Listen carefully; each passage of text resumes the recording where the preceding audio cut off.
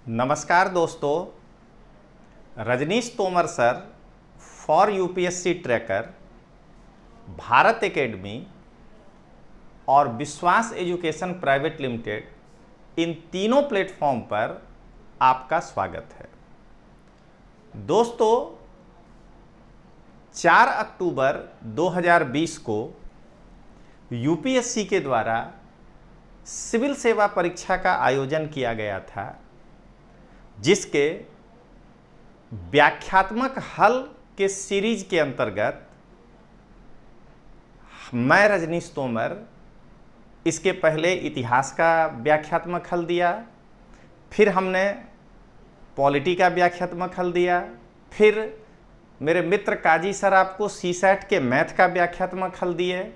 अब मैं पुनः विज्ञान और टेक्नोलॉजी पाठ का व्याख्यात्मक हल लेकर आया हूं।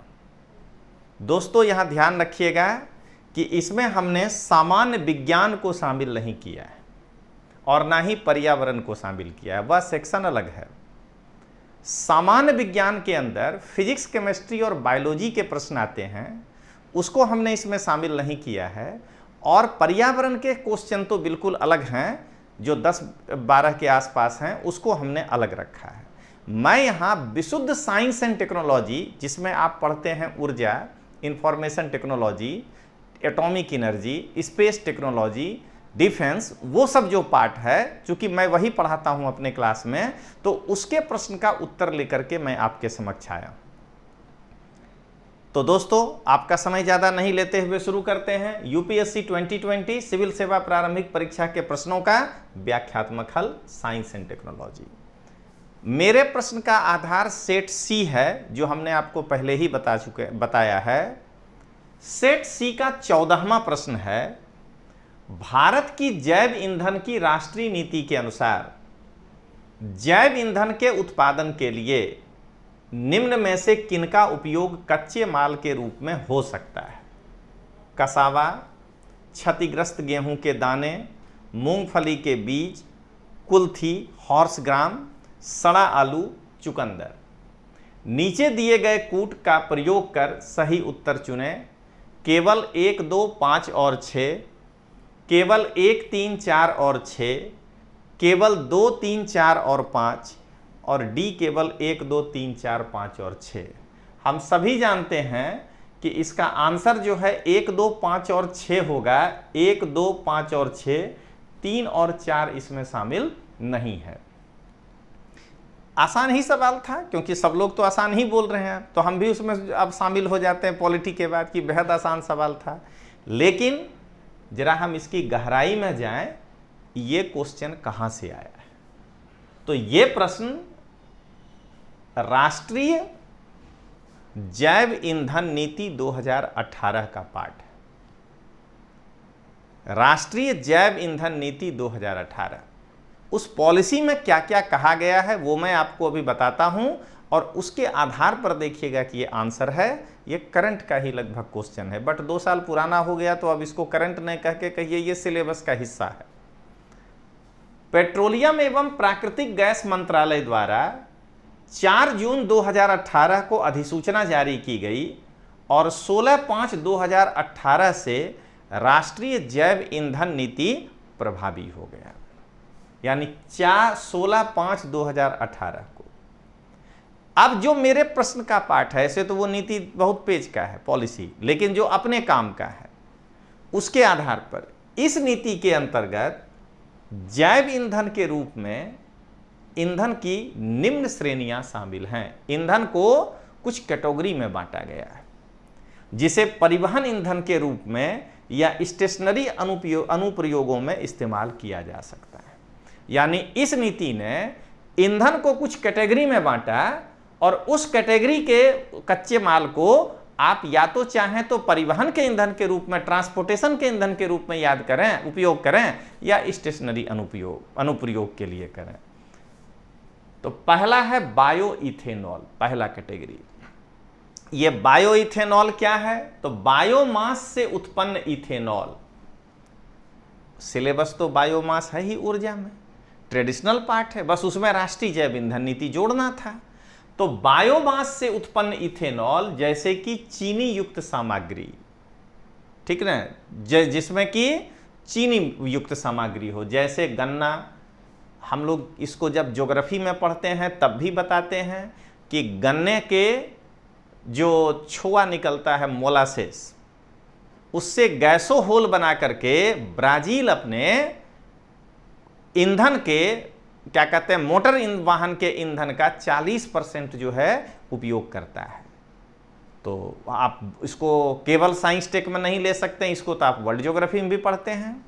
तो जैसे गन्ना, चुकंदर, मीठा चारा, स्टार्च युक्त मकई, कसावा, सड़े आलू, शैवाल आदि तथा सेल्यूलोज सामग्री जैसे कि बायोगैस, लकड़ी का कचरा, कृषि तथा वन अवशेष या औद्योगिक अवशिष्ट जैसे अननवीनीकरणीय संसाधन, इतनों को रखा गया है बायो इथेनॉल में। कल को इससे भी प्रश्न आ सकता है कि बायोमास से जो इथेनॉल निकलता है उनमें क्या क्या है, तो चीनी युक्त सामग्री, गन्ना, चुकंदर, मीठा चारा, स्टार्च युक्त मकई, कसावा, सड़े आलू, शैवाल।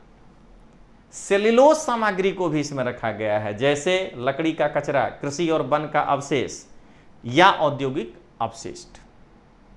ये जो है एक हुआ बायो इथेनॉल। दूसरा जिसका उपयोग कर सकते हैं वो है बायोडीजल, गैर खाद्य वनस्पति तेल।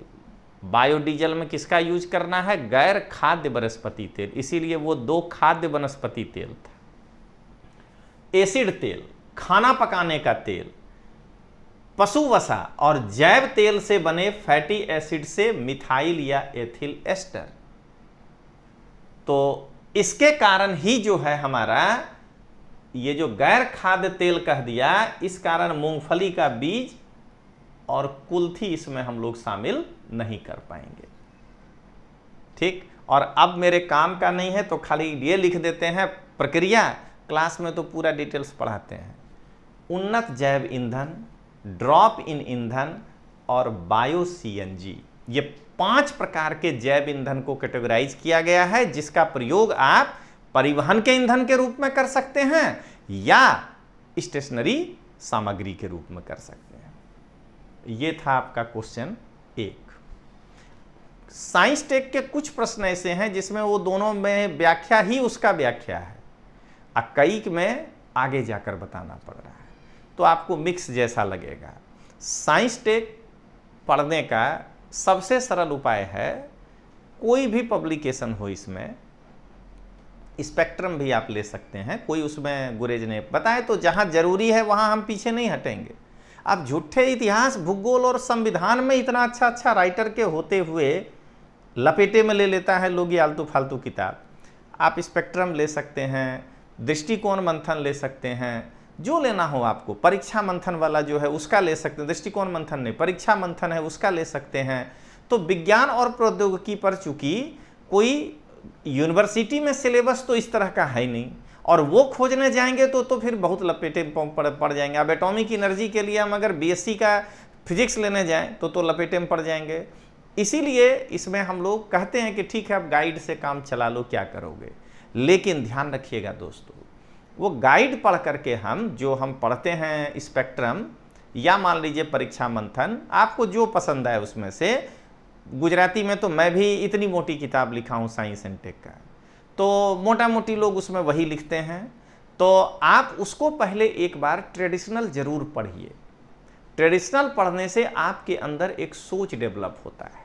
जैसे मान लीजिए कि अगर कहा जाए कि भाई एटॉमिक एनर्जी पढ़िए, तो 3 चरणों में एटॉमिक एनर्जी डेवलप हुआ, तो वो क्या है एक बार अपने उसको जानें। क्वेश्चन तो करंट ही आएगा, लेकिन हम उसको जानें। और अब अगर इसको कहें कि बायो ईंधन में 2018 अब करंट नहीं रहा, तो आप देख लीजिए, ऐसे भी पढ़ना पड़ता है। तो आप पहले उन किताबों को पढ़ के, और गुजराती में मेरे से बढ़िया तो कोई नहीं लिखा है। याद करिएगा, पॉलिटी में एक बार नहीं बोले थे, हिस्ट्री में एक बार नहीं बोले थे, लेकिन गुजराती में जो मेरी साइंस एंड टेक है, मैं सबका देखा हूँ, कोई नहीं लिख पाया है, क्योंकि हमने ट्रेडिशनल और करंट दोनों को कंबाइंड किया है उसमें। तो पहले आप इसको ट्रेडिशनली पढ़ लीजिए, उसके बाद योजना कुरुक्षेत्र आप रखिए, उसमें भी कई बार साइंस एंड टेक्नोलॉजी से रिलेटेड जो है लेख उख आते रहता है, उसको देख लीजिए। क्रॉनिकल आप पढ़िए, क्रॉनिकल जरूर पढ़िए, अच्छी मैगजीन है, मैं सबसे बड़ा सपोर्टर हूं प्राइवेट पब्लिकेशन का होने के बावजूद। तो क्रॉनिकल की मैगजीन है, उसमें साइंस एंड टेक्नोलॉजी आता है, उसको पढ़िए। ये हमने कहा उन बच्चों के लिए जो पेपर नहीं पढ़ पा रहे हैं, लेकिन बेस्ट तो है कि अखबार पढ़िए, अखबार में साइंस एंड टेक्नोलॉजी का अगर कोई न्यूज आया है तो वो बेस्ट है। उसके बाद थोड़ा बहुत जो है, मैं एक दिन लिस्ट भी बता दूंगा, थोड़ा बहुत जो है पीआईबी के साइट्स पे भी देख लेंगे कि साइंस एंड टेक्नोलॉजी का क्या क्या आया। Department of science and technology के साइट्स को भी थोड़ा ध्यान में रखेंगे कि वहाँ से कुछ नया आया कि नहीं अपना लेटेस्ट। तो इस तरीके से आप बाकी किसी की नहीं पढ़ेंगे, ये भी ध्यान रखिएगा, खाली भटकाने वाला काम है। कोचिंग वाले का तो बिल्कुल नहीं पढ़ेंगे, ध्यान रखिएगा, चाहे वो दिल्ली से क्यों नहीं है, सब इधर देखे थे। इसका तो यही होगा, अरे बताओ क्या है, व्याख्या करने आए हो दोस्त, तो ध्यान रखिएगा, इस तरीके से पढ़िए। तो चलिए अगला प्रश्न देखते हैं। सौर जल पंपों के संदर्भ में निम्न कथनों पर विचार कीजिए। पहला, सौर ऊर्जा का प्रयोग पृष्ठीय पंपों को चलाने के लिए हो सकता है और निमज्जनी सबमर्सिबल पंप जो हम रखते हैं अंदर, पंप के लिए नहीं। क्या देख रहे हैं, सबमर्सिबल पंप के लिए नहीं। अरे दोनों यूज होगा, आज के डेट में टेक्नोलॉजी आ चुका है, दोनों का प्रयोग हो रहा है। सौर ऊर्जा का प्रयोग अपकेंद्रीय पंपों को चलाने के लिए हो सकता है, पिस्टन वालों के लिए नहीं। अरे दोनों का दोनों में अब यूज हो रहा है, तो ये दोनों ही स्टेटमेंट गलत है। उपरोक्त कथनों में से कौन से सही हैं, और आंसर है डी, ना तो एक और ना तो दो। तब व्याख्या क्या होगा कि सौर ऊर्जा के जल पंपों का प्रयोग पृष्ठीय पंप और निमज्जनी दोनों पंपों के लिए किया जा सकता है, और सौर ऊर्जा का प्रयोग अपकेंद्रीय और पिस्टन वाले दोनों पंपों के लिए किया जा सकता है। अब आइए अगला प्रश्न। इस्पात स्लैग निम्न में से किसके लिए सामग्री हो सकता है? आधार सड़क निर्माण के लिए, कृषि मृदा में सुधार के लिए, सीमेंट के उत्पादक के लिए, नीचे दिए गए कूट का प्रयोग करें। सब लोग डी में जाएगा, हम भी जाएंगे, मालूम है तीनों में होता है, बट यहां है कि आपको यह बताएं कि इस्पात स्लैग क्या है, तब आपको ज्यादा क्लियर होगा। तो देखिए, स्टील निर्माण उद्योग से प्राप्त यह एक बाय प्रोडक्ट है। इस्पात स्लैग, स्टील स्लैग, स्टील निर्माण उद्योग से प्राप्त एक by product. Electric arc furnace में स्टील निर्माण के दौरान इसका उत्पादन होता है। आधारभूत ऑक्सीजन फर्नेस जो है, इंफ्रास्ट्रक्चर ऑक्सीजन फर्नेस, फर्नेस दो प्रकार का हुआ, एक हुआ इलेक्ट्रिक आर्क फर्नेस और एक हुआ इंफ्रास्ट्रक्चर ऑक्सीजन फर्नेस। में आयरन ओर को गलाने से भी इसका उत्पादन होता है। तो इसका दो प्रकार से उत्पादन होता है। अगर इलेक्ट्रिक आर्क फर्नेस में स्टील का निर्माण करेंगे तब भी उत्पादन होगा, बल्कि ज्यादा होगा, और आधारभूत ऑक्सीजन फर्नेस में लौह एस को गलाने से, जब हम आयरन ओर को गलाते हैं तब स्टील स्लैग का निर्माण होता है। इसका रासायनिक संरचना क्या होता है? या तो CaO है, या तो SiO2 है, या तो Fe2O3 है, Al2O3 है, MgO है। ये इसको 5 प्रकार से स्टील स्लैग को वर्गीकृत किया जा सकता है। एक है natural air cooling steel slag. Natural air cooling steel slag अपने आप क्लियर हो रहा है। Water spray steel slag, water quenching steel slag, air quenching steel slag और shallow box chilling steel slag. सबको क्लास में पढ़ाना चाहिए कि क्या क्या है। अब इसका उपयोग कहां कहां है? तो आधार सड़क के निर्माण में, सीमेंट उत्पादन एवं सीमेंट में, भवन निर्माण में, कृषि मृदा में सुधार में, इतने जगह इसका उपयोग होता है। और इनमें से तीनों ऑप्शन में था, इसीलिए आंसर है डी। अब आइए क्वेश्चन 29। निम्नलिखित कथनों पर विचार करें। हमेशा ध्यान रखिएगा, साइंस एंड टेक्नोलॉजी का 10 से 12 क्वेश्चन है। 12 क्वेश्चन इस बार है, ऐसे नॉर्मली 10 से 12 आता है, मिक्स होता है। 12 है तो 5 या 6 ट्रेडिशनल है, 5 या 6 उसका करंट है। करंट पार्ट के लिए आपको बता दिए कि योजना, कुरुक्षेत्र, क्रॉनिकल, मैं अखबार जिसमें साइंस एंड टेक का आता हो, हिंदू पेपर भी उसमें से आप पढ़ सकते हैं। मैं तो हिंदू के प्रति, पेपर के प्रति ना तो कोई बैर रखता हूं और ना ही कोई समर्थन। अगर अंग्रेजी आती है तो बिल्कुल पढ़िए, या नहीं आती है तो दिल्ली के कोचिंग का ऐड देखने के लिए क्लासिफाइड में मत खरीदिए। दोनों ही बात है कि दिल्ली वाला का ऐड उसी में आता है, हमसे ज़्यादा कोई उसमें ऐड नहीं दिया है। जिस वक्त हम पाली पढ़ाते थे ना, महीना में 18 दिन हिंदू के क्लासिफाइड में मेरा ऐड होता था, पाली रजनीशो तोमरो। तो उसके लिए हिंदू पेपर मत पढ़िए कि अगर बिल्कुल अंग्रेजी नहीं आती है तो समय गंवा के क्या करिएगा, और अगर अंग्रेजी आती है तो जरूर पढ़िए, अच्छा ये पेपर है। तो क्या कहते हैं, हिंदू पेपर पढ़िए, उसमें दिखेगा। और भी कोई दूसरा पेपर ऐसा नहीं है कि उसमें नहीं आता है, हाँ उसके हेडिंग को लेकर के थोड़ा इंटरनेट सर्च करना पड़ेगा। हिंदू में थोड़ा डिटेल्स दे देता है, इसमें हो सकता है कि मूल बात लिख के चला जाए, उस हेडिंग को आपको सर्च करना पड़ेगा। तो चलिए आगे देखें, निम्न कथनों पर विचार कीजिए। कोयले की राख में आर्सेनिक, सीसा और पारद, पारद का मतलब मरकरी, अंतर्विष्ट है। दूसरा, कोयला संचालित विद्युत संयंत्र पर्यावरण में सल्फर डाइऑक्साइड और नाइट्रोजन के ऑक्साइड उत्सर्जित करते हैं। तीसरा, भारतीय कोयले में राख की मात्रा अधिक पाई जाती है। उपरोक्त कथनों में से कौन से कथन सही हैं? तो हम भी डी जाएंगे कि इसके तीनों के तीनों स्टेटमेंट सही हैं, लेकिन इससे आपका समस्या का सॉल्व नहीं हुआ है। थोड़ा जाने तो कि कोल एस है क्या, तब ना आपको एक तरह से मेरा डेमो भी हुआ कि हम आपको साइंस एंड टेक्नोलॉजी किस तरीके से पढ़ाएंगे। तो देखते हैं हम लोग। हाँ, साइंस एंड टेक्नोलॉजी में तोमर सर कभी भी बायोलॉजी और फिजिक्स केमिस्ट्री नहीं पढ़ाते हैं, जबकि मेरा मूल विषय ग्रेजुएशन में फिजिक्स ही था, लेकिन वो हम नहीं पढ़ाते हैं क्योंकि फिजिक्स केमिस्ट्री से सवाल ही बहुत कम होता है, 1 या 2। अब बायो के लिए हमारे यहाँ अलग से फैकल्टी हैं जो केवल बायोलॉजी पढ़ाते हैं, तो मैं केवल साइंस एंड टेक पढ़ाता हूँ, इतिहास, संविधान, भूगोल और साइंस एंड टेक्नोलॉजी। और इस 4 में कहीं कोई समस्या नहीं है। जिस तरीके से आप एक मतलब कि बड़े से बड़े क्लास में जाके जो लेवल का लेते हैं उससे कम नहीं देंगे, ज़्यादा देंगे, कम नहीं देंगे, इसकी गारंटी है। तो चलिए आगे देखते हैं। अब कोल एस क्या है? तो सबसे पहले जो परिभाषा है वो बता दें। और ऐसे तो क्या है, कोयला से जलाकर, मतलब कि थर्मल पावर जिसमें हम कोयला का यूज करते हैं, उसमें कोयला के जलने से जो राख बनता है उसको हम कहते हैं कोल एस। एकदम सिंपल चीज है। अब देखिए इसका परिभाषा क्या लिखे हैं। कोयले की राख का उत्पादन मुख्य रूप से कोयले से चलने वाले बिजली संयंत्रों में कोयला के जलाने से होता है। अब इसको कोल कंबसन रेसिडुअल्स भी कहते हैं। जलाने के बाद जब अवशेष बचा तो रेसिडुअल्स होगा, और कोयला के जलाने से होता है तो कंबसन, और कोयला जला तो कोल कंबसन रेसिडुअल, CCR इसको कहते हैं। ऐसे करके मार्क्स के लड़के को समझाते हैं कि कोई भारी नहीं है भाई, कोयला के दहन से जो अवशेष बचा वो है कोल एस। तो कोयला का अंग्रेजी कोल, दहन को कंबसन भी कहते हैं, राख है तो अवशेष ही है ना, रेसिडुअल, तो कोल कंबसन रेसिडुअल भी कहते हैं। कोयले की राख मतलब कोल एस में कई चीज शामिल होता है। एक को कहते हैं फ्लाई एश। ये क्या है? तो ये अत्यंत महीन पाउडर की तरह सामग्री है।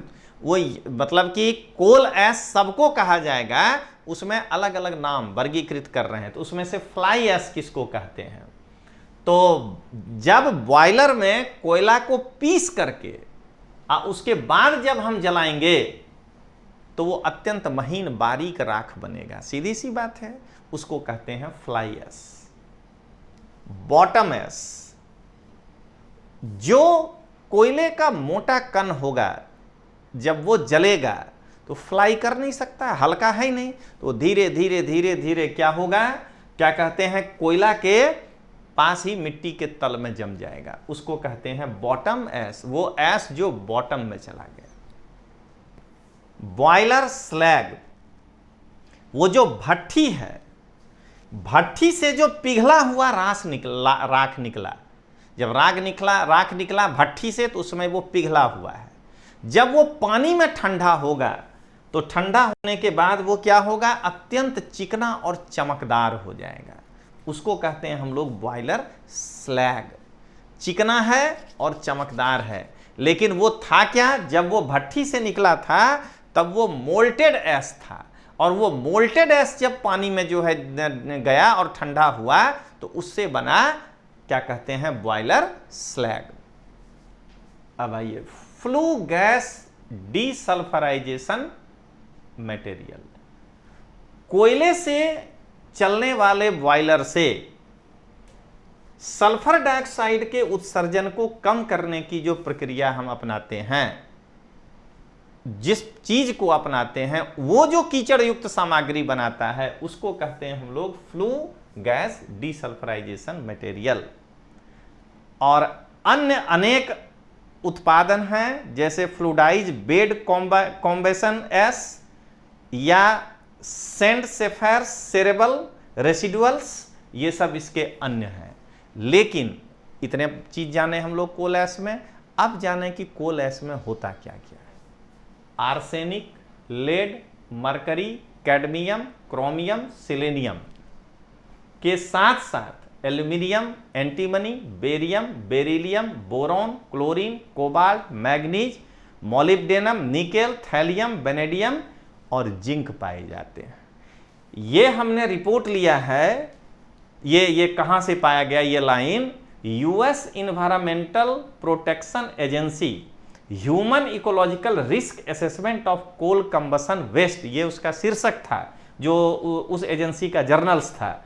उसके अप्रैल 2010 ईस्वी में अंक में ये छपा है। वहां पर ये लाइन बताया गया है कि ये पाए जाते हैं। अब ये करता क्या है, तो ये अगर वो क्या कहते हैं मेल्टेड वाला निकला तो वो नदी को जो है प्रदूषित करेगा। अगर वो धीरे धीरे धीरे धीरे और जो क्या कहते हैं भारी वाला नीचे जमा बॉटम, वो अगर उसके बाद धीरे धीरे जमीन के अंदर चला गया तो ये ग्राउंड वाटर को प्रदूषित करेगा, पीने के जल को प्रदूषित करेगा। और फ्लाई ऐश जो निकला वो हवा को प्रदूषित करेगा। अब प्रदूषित से हमें क्या हो सकता है, तो ये कैंसर का कारण बन सकता है और हमारे तंत्रिका तंत्र को प्रभावित करता है। ये हुआ इसका पहले की व्याख्या कि कोल ऐश में क्या है। अब आइए, कोयला संचालित जो विद्युत संयंत्र है, कोल फायर पावर प्लांट, अब जरा इसके बारे में जानें। तो यह एक थर्मल इलेक्ट्रिक पावर प्लांट है जो विद्युत के उत्पादन के लिए कोयले का उपयोग करता है। कोयला जला करके अब फिर बिजली बनाता है। अभी पूरे वर्ल्ड में जितना एनर्जी बन रहा है उसका 1/3 एनर्जी अकेला कोल बेस्ड थर्मल पावर से बनता है पूरे विश्व का। अब कोयला संचालित विद्युत संयंत्रों में जब हम दहन करते हैं, जब हम कंबसन करते हैं, तो उस वक्त कोयला और गर्म हवा आपस में अभिक्रिया करेगा तो कार्बन, और जब हवा करेगा तो कार्बन डाइऑक्साइड बनाएगा। सल्फर होता है तो सल्फर का ऑक्साइड बनाएगा। नाइट्रोजन के विभिन्न ऑक्साइड भी इसमें उत्सर्जित होते हैं। यही था दूसरा ऑप्शन कि जब हम कोयला जलाते हैं तो वो जब गर्म हवा के संपर्क में आता है तो कार्बन डाइऑक्साइड, सल्फर के ऑक्साइड और नाइट्रोजन के ऑक्साइड का निर्माण करता है। अभी एनटीपीसी के अधीन भारत में 24 कोयला संचालित विद्युत संयंत्र है जिसकी कुल स्थापित क्षमता 45,410 मेगावाट। दूसरा स्टेटमेंट भी सही हो गया। अब आइए तीसरा, भारतीय कोयले की विशेषता क्या है। ये तो आप कहीं पढ़िए मिलेगा, ज्योग्राफी में जाइए वहां मिलेगा और साइंस टेक में आइए यहाँ मिलेगा कि भारतीय कोयले में अब राख की मात्रा ज्यादा है और सल्फर की मात्रा कम है। ये पूरा चार्ट छपा था हिंदू पेपर में। भारतीय कोयले में 35 से 45% राख है। ये उनका पूरा छपा था। 79 में क्या था, फिर 99 में क्या था, 2000 में क्या था, अभी क्या है, ऐसे। और 25% इसमें फिक्स कार्बन पाया जाता है। ये था आपका कोल एश के बारे में। जिस समय साइंस एंड टेक में आप एनर्जी चैप्टर पढ़ते हैं, अब रास्ता बता देते हैं, और उसमें जब कोयला से एनर्जी उत्पन्न करते हैं तो उस वक्त हम लोग क्या करते हैं, एनटीपीसी के थर्मल पावर वाला ही पूरा लिस्ट याद कर लेते हैं। लेकिन उसके बाद इन चीज़ों को पढ़ना पड़ेगा ना, इससे क्या नुकसान है, थर्मल पावर एनर्जी को हमको क्यों अब ज़्यादा से ज़्यादा अब प्रेफर नहीं करना चाहिए, क्योंकि रिन्यूएबल एनर्जी है नहीं, अब हमारे पास इतने सारे सोर्स आ चुके हैं, उसमें सबसे बड़ा सोर्स सोलर वाला है, तो हम उसका उपयोग क्यों ना करें। इन सब चीज़ों को जब आप पढ़िए, प्लस उसके बाद कुछ अखबार में आते रहे तो उसको देखिए। अब आइए अगला प्रश्न। कभी कभी समाचारों में पाया जाने वाला पद वेस्ट टेक्सास इंटरमीडिएट निम्नलिखित में से किस एक पदार्थ की श्रेणी से संबंधित है? कच्चे तेल, बहुमूल्य धातु, दुर्लभ मृदा तत्व, यूरेनियम। तो ये कच्चे तेल है ए, ये सबको ही जानते हैं। सबको ही का मतलब टीचर ग्रुप में, और जो स्टूडेंट अच्छे से पढ़े हैं उनकी भी बात करेंगे। हमारा मूल उद्देश्य है व्याख्या करने का, मतलब कि साइंस एंड टेक में जब आप ट्रेडिशनल पढ़ते हैं तो उसको कैसे करंट से जोड़िए, अपना नोट्स बनाइए। और इतनी मोटी किताब अगर विश्वास की ही है, मेरे प्रकाशन की, तो उसमें से आप अपने काम का पिक कर लीजिए और जगह छोड़ दीजिए और घटना देखते रहिए, उसमें नया डालते रहिए। आप दोनों मिला लीजिए, साइंस एंड टेक में मस्त होके घूमिए, कुछ नहीं प्रॉब्लम है। तो जरा देखते हैं हम लोग। तो West Texas intermediate crude oil का एक विशिष्ट ग्रेड है। विश्व में मूल्य निर्धारण के लिए 3 ग्रेड है, 3 मार्क बेंच है। एक ब्रेंट है, एक दुबई क्रूड है, और एक वेस्ट टेक्सास इंटरमीडिएट। अरे अमेरिका का वेस्ट टेक्सास, समझ गए ना। तो वेस्ट टेक्सास इंटरमीडिएट कच्चे तेल का एक विशिष्ट ग्रेड है जो ब्रेंट दुबई क्रूड के साथ तेल के मूल्य के निर्धारण में मुख्य बेंचमार्कों में से एक है। माने तेल के मूल्य का निर्धारण 3 जगह से ही होता है। वेस्ट टेक्सास इंटरमीडिएट यानी तेल का ये स्टॉक एक्सचेंज है, या ब्रेंट या तो दुबई क्रूड। इस्लामिक कंट्री यानी मध्य एशिया से जितना निकलता है उसका निर्धारण दुबई वाले से होता है। यूरोप से जितना निकलता है वो ब्रेंट से होता है, और अमेरिका से जो निकलता है वो वेस्ट टेक्सास इंटरमीडिएट से होता है। हो तो गया हमारा आंसर, लेकिन नहीं, ये क्यों आया क्वेश्चन। तो पहले इसके बारे में कि अमेरिका में जो तेल निकलता है, जो वेस्ट टेक्सास इंटरमीडिएट कच्चे तेल का के मानक पर जो तेल होता है, उस तरह का कहीं और अगर निकलता हो तो उसकी क्या विशेषता है। तो यह लाइट स्वीट ऑयल के रूप में जाना जाता है। लाइट स्वीट ऑयल क्यों? क्योंकि इसमें 0.24% सल्फर होता है, बहुत कम सल्फर होता है, और इसका डेंसिटी भी कम होता है। अब क्या कहते हैं, एक क्यों क्या कहते हैं चर्चा में रहा। तो अप्रैल 2020 में वेस्ट टेक्सास इंटरमीडिएट का जो ये देखें न्यूयॉर्क मर्केंटाइल एक्सचेंज के तेल वायदा अनुबंध की अंतर्निहित वस्तु है, जिसे उच्च गुणवत्ता वाला तेल माना जाता है। अब ये चर्चा में क्यों रहा, आपको क्यों क्वेश्चन आया? तो लॉकडाउन के दौरान अप्रैल 2020 में इसका जो है कीमत -40.32 बैरल गिर गया था। माइनस का मतलब ये हुआ कि अगर कोई आदमी वेस्ट टेक्सास इंटरमीडिएट का तेल खरीदेगा तो बेचने वाला को $40 उसको देना पड़ेगा, ऐसे समझना है। यहां तक गिर गया था कीमत, इसलिए जो है क्या कहते हैं ये चर्चा में रहा। ऐसा करंट आता है, हमारा एकदम पैनी नजर होना चाहिए साइंस एंड टेक के चैप्टर का करंट। क्या क्या पढ़ना है भाई? एनर्जी पढ़ना है। जरा एनर्जी से कोई न्यूज आएगा तो देखेंगे कौन सा एनर्जी पढ़ना है। तो परंपरागत और गैर परंपरागत, एटॉमिक को अलग रखना है क्योंकि उसका उद्देश्य और भी है। अच्छा, तो परंपरागत में क्या पढ़ते हैं? कोयला पर आधारित, तो देखेंगे न्यूज कुछ आता है क्या? पेट्रोल प्रोडक्ट देखते हैं न्यूज, कुछ आता है क्या? इस तरह से पहले इधर देख लेंगे। अच्छा, गैर परंपरागत, पवन ऊर्जा, इसमें कुछ आया क्या? सोलर एनर्जी, इसमें कुछ आया क्या? ठीक है ना, बायोमास, इसमें कुछ आया क्या? मतलब ऐसे करके हम लोग करंट पढ़ेंगे, फालतू वाला चीज़ नहीं पढ़ेंगे। अच्छा, स्पेस टेक्नोलॉजी, तो उस पर देखते हैं करंट में क्या आ रहा है। कोई नया क्या कहते हैं डिफेंस से रिलेटेड कुछ है क्या, ठीक ना, या फिर ब्रह्मांड चलते हैं, कोई वॉयेजर 2 छोड़ा गया हो उसके बारे में देखें। तो ब्रह्मांड को भी हम लोग साइंस एंड टेक में ले लेते हैं। ज्योग्राफी हम तो हम ही एक टीचर हैं तो हम नहीं झगड़ते हैं, नहीं तो बाकी ज्योग्राफी वाला टीचर झगड़ेगा, अरे ये तो मेरा वाला सवाल आया है। तो ये जो है वो झगड़ा नहीं समझना है, प्यार की बात कर रहे हैं। हर टीचर अपने अधिकार से कहता है कि मेरे में से आया है। तो इस तरीके से करंट ढूंढिए, और पूरे साल ट्रेडिशनल पढ़ाने के बाद मैं लड़के को यही कहता हूं कि अरे गाइड तो लो हमसे, कैसे करंट पढ़ना है साइंस टेक का बताते हैं, लेकिन वो दिल्ली वाला मटेरियल लेकर मेरे सामने मत आना।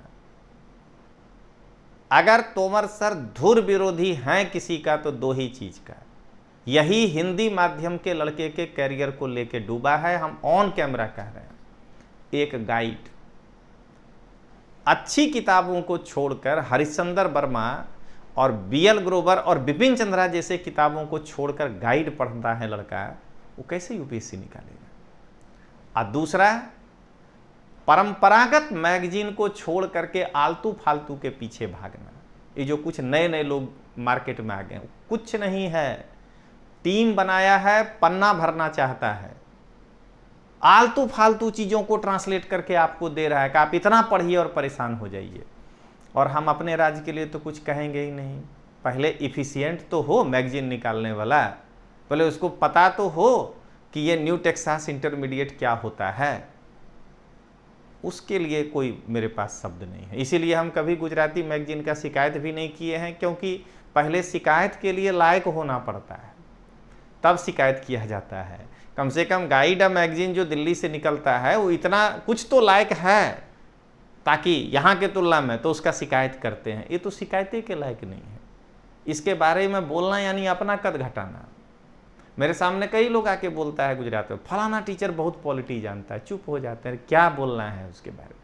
कुआं में ढक है, देखा नहीं है टीचर, तब ने कह रहा है बहुत जानता है। अब बहुत जानता है तो क्लास 3 पढ़ाता है, पहले ये सोचना है। फलाना है, अरे बाप रे इतिहास जानता है, अरे इतिहास जानता है तो IAS का ऑप्शनल पढ़ावे तो मान लें कि उसको इतिहास आता है, पढ़ा रहा है तलाटी और कांस्टेबल और इतिहास जान गया, तो यही चीज़ है। भूगोल बहुत जानते, क्या कर जानता है भाई, पढ़ा क्या रहा है, ज़्यादा से ज़्यादा PSI GPSC तक का जो है पढ़ाने का ताकत नहीं है, क्या पढ़ाएगा।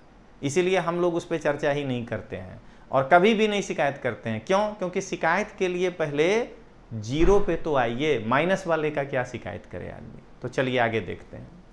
अब है भारत में क्यों कुछ परमाणु रिएक्टर IAEA सुरक्षा उपायों के अधीन रखे जाते हैं जबकि अन्य सुरक्षा के अधीन नहीं रखे जाते हैं। कुछ यूरेनियम का प्रयोग करते हैं और अन्य थोरियम का, कुछ आयातित यूरेनियम का प्रयोग करते हैं और अन्य घरेलू आपूर्ति का, कुछ विदेशी उद्यमों द्वारा संचालित होते हैं और अन्य घरेलू उद्यमों द्वारा, और कुछ सरकारी स्वामित्व वाले होते हैं और अन्य निजी स्वामित्व वाले। पहले ही बता देते हैं कि हम भावनगर में हैं और ये टाइप वाइप जो है अहमदाबाद में हुआ है, फोन से हम सही कराए हैं। B नहीं है तो नहीं मानना है, ठीक है ना। हमको लगा कि कहीं A हो, हम शायद इसको करेक्ट कराए थे, वहां से टाइप होके A आया था, तो A नहीं है B है। कुछ आयातित यूरेनियम का प्रयोग करते हैं और कुछ अन्य घरेलू आपूर्ति। जरा इसको जाने कि ये है क्या। तो इंटरनेशनल एटॉमिक एनर्जी एजेंसी संयुक्त राष्ट्र प्रणाली के अंतर्गत एक ऑटोनॉमस इंटरनेशनल ऑर्गेनाइजेशन है। ये पहला चीज ध्यान रखना है। इसके डायरेक्टर जनरल यूएनओ के मुख्य एग्जीक्यूटिव बोर्ड के सदस्य होते हैं, चीफ एग्जीक्यूटिव बोर्ड के सदस्य होते हैं। इसकी स्थापना 29 जुलाई 1957 को की गई थी। ऑस्ट्रिया के वियना में इसका मुख्यालय है और वर्तमान में इसके 172 मेंबर हैं। इसके 2 क्षेत्रीय सुरक्षा कार्यालय, एक कनाडा के टोरंटो में है और दूसरा जापान के, देखिए यहां मिस्टेक किया है, जापान के क्योटो में है। यहां से कितना भी कराएंगे, चूंकि इसका टाइपिंग वगैरह जो है वहां हो रहा है तो थोड़ा बहुत मिस्टेक हो सकता है। हम अभी भावनगर में जो हमारे भावनगर नहीं, गुजरात के बच्चे ऑनलाइन जीपीएससी का तैयारी कर रहे हैं, उनके लिए हम यहाँ वीडियो शूट कर रहे हैं बैठ करके। 350 घंटे का वो प्रोग्राम है और वो भारत डिजिटल क्लास पे अवेलेबल है। जो बच्चे मेरा उसमें 4 ही सब्जेक्ट मिलेगा, मेरा 4 सब्जेक्ट करना चाहते हैं और वो 4 मिला करके 200 मार्क बनता है।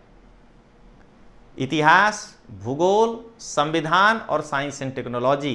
तो आप भारत एक डिजिटल क्लास के ऐप पे जाइए और वहां आईएएस फुल कोर्स पैकेज लिखा हुआ मिलेगा, उसमें जाइए और जो जो इंस्ट्रक्शन कहता है, सीधा पैसा भरने कहेगा, सीधी सी बात है, तो जो इंस्ट्रक्शन करता है भरिए और आनंद लीजिए। एक सब्जेक्ट में 100 घंटे का क्लास मिलेगा। ध्यान रखिएगा, एक बुद्धिज्म 6 घंटे है उसमें। बौद्ध धर्म, अब कहिएगा आपका तो बौद्ध धर्म था, तो ब्रह्मांड 12 घंटे है उसमें, ठीक ना। साइंस एंड टेक्नोलॉजी का पहला चैप्टर भारत में विज्ञान और टेक्नोलॉजी का विकास 7 घंटे है। संवैधानिक विकास 14 घंटे है। अब फंडामेंटल राइट्स कितने घंटे होगा ये हमको नहीं मालूम है, 12-14 घंटे है। एक एक आर्टिकल 1-1 घंटा पढ़ाए हैं। तो ये आपके ऊपर है कि आप उसका लाभ लीजिए। हाँ, लेकिन वो जीपीएससी के लिए है, यानी मैं गुजराती में नहीं बोल रहा हूं, मैं हिंदी में बोलता हूं, बट पीपीटी गुजराती में है। उससे निकलने के बाद ये जो मैं कर रहा हूं यूपीएससी का सॉल्यूशन, जस्ट अब इसके बाद Uttar Pradesh public service commission का ऐसे ही हमारे इस यूट्यूब चैनल पे अगले दिन से आने लगेगा, मेरे 4 सब्जेक्ट। तो ये मैं इसलिए कर रहा हूं कि जब मैं इससे बाहर निकलूंगा तब विशुद्ध हिंदी भाषा में हिंदी माध्यम के छात्रों के लिए ऑथेंटिक किताब के आधार पे, पेन ड्राइव कोर्स ने कि झूठे ठूस दिए, 350 घंटे का लेक्चर यही लेकर आऊंगा, यही 4 विषय का, और फिर वो पैकेज आपको मैं दूंगा। लेकिन अभी आप तब तक यूट्यूब पर आनंद लीजिए कि अकेला तोमर सर 4 विषय दिल्ली को चुनौती दे रहे हैं, गुजरात से चुनौती दे रहे हैं, ये ध्यान रखिएगा। हमें बहुत अच्छा लगता है गुजरात, हम बहुत खुश हैं यहाँ, इसलिए हम यहाँ पे हैं। नहीं तो अगर दिल्ली में होते तो जिस तरह से पाली में पानी पिला दिए थे वही हाल होता सबका। तो बाकी लोग सुरक्षित है क्योंकि हम राष्ट्रकूट हैं, हमको दक्षिण में ही रहना है। चलिए अब आगे बढ़ते हैं। अब इसमें सामान्यतः इसके 3 मिशन हैं IAEA के, कि अपने सदस्य राष्ट्रों द्वारा परमाणु ऊर्जा के शांतिपूर्ण उपयोग को बढ़ावा देना। अब हम सब रिएक्टर अगर उसको देखने दे देंगे तो फिर वो क्या देखेगा कि क्या किसी में बम बनाने का काम करते हैं क्या, तो हम कैसे दे सकते हैं। और अगर वो निगरानी नहीं करेगा तो हमको जो है अपने घरेलू ईंधन से काम चलाना पड़ेगा। सदस्य राष्ट्रों को परमाणु ऊर्जा के सैन्य उपयोग से रोकना, देख रहे हैं ना, अगर हम उसमें कुछ मिलिट्री उपयोग कर रहे होंगे तो वो चेक कर लेगा, इसीलिए कुछ को नहीं देते हैं। और परमाणु सुरक्षा के लिए उच्च मानक को बढ़ावा देना, परमाणु सुरक्षा के लिए उच्च मानक को बढ़ावा देना, ये इसका 3 क्या कहते हैं उद्देश्य है। अब आगे देखिए क्वेश्चन नंबर 50। भारत में किसी व्यक्ति के साइबर बीमा कराने पर निधि की हानि की भरपाई एवं अन्य लाभों के अतिरिक्त सामान्यतः निम्न में से कौन कौन लाभ दिए जा सकते हैं। पहले ही कह दिया कि साइबर क्राइम में बीमा कराइएगा तो फंड का हानि जो होगा वो तो देगा ही, और कुछ अन्य लाभ भी देता है, लेकिन उसके अतिरिक्त क्या क्या देगा। यदि कोई मैलवेयर कंप्यूटर तक उसकी पहुंच बाधित कर देता है तो कंप्यूटर प्रणाली को पुनः प्रचालित करने में लगने वाली लागत, बिल्कुल सही है।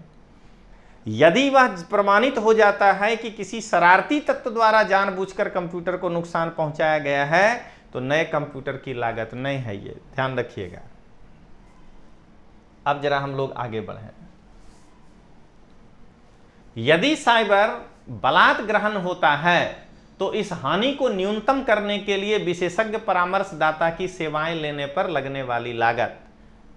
और चौथा, यदि कोई तीसरा पक्ष मुकदमा दायर करता है तो न्यायालय में बचाव करने में लगने वाले लागत। नीचे दिए गए कूट में से सही कूट को पहचानें।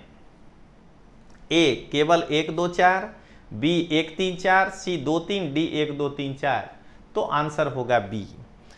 लेकिन साइबर बीमा बस यही तो है। जब आप पढ़ रहे हैं इंफॉर्मेशन टेक्नोलॉजी और 2013 में साइबर प्रोटेक्शन बिल आया था, तो क्या 20 तक उस पर बीमा नहीं आने लगा होगा? जब उस प्रोटेक्शन बिल में कहा गया था कि बहुत जल्दी हम एक जो है बीमा नियामक रेगुलेटरी लेकर के आएंगे, यही तो है थोड़ा सा जानने का, और क्या था इसमें। तो अब जरा हम लोग इसके बारे में जाने कि साइबर बीमा क्या है।